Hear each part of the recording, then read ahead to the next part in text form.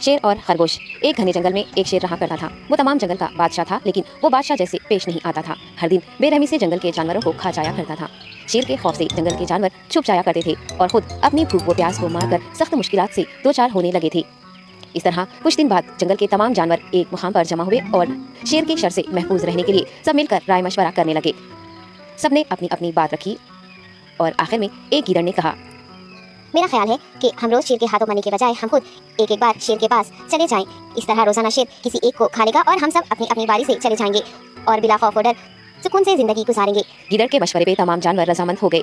एक बंदर ने कहा, ठीक है, तुम्हारी बात बिल्कुल दुरुस्त है। मौत का खौफ करने के बजाय अपनी बारी आने तक हम इत्मीनान व सुकून की जिंदगी गुजार सकेंगे। जानवरों की बातचीत मुकम्मल होने के बाद खुद गीदड़ ने शेर के पास जाकर ये सारी बात बताई। गीदड़ की बातें सुनने के बाद शेर ने कहा, मैं बादशाह हूँ, इसलिए तुम सबकी बात मान रहा हूँ, लेकिन एक बात गौर से सुन लो। अगर किसी दिन मुझे जानवर मिलने में ताखिर हो जाए तो मैं खामोश नहीं बैठूंगा और दोबारा तुम सब पर हमला करना शुरू करूंगा।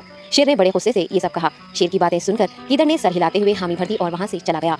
उस दिन के बाद एक एक जानवर बिलानावा अपनी अपनी बारी के मुताबिक शेर के पास जाने लगे और शेर सुकून से अपने पास आने वाले जानवरों को मारकर अपनी भूख मिटाने लगा। ये मामला ऐसे ही चल रहा था और एक दिन शेर के पास जाने की बारी एक खरगोश की आई।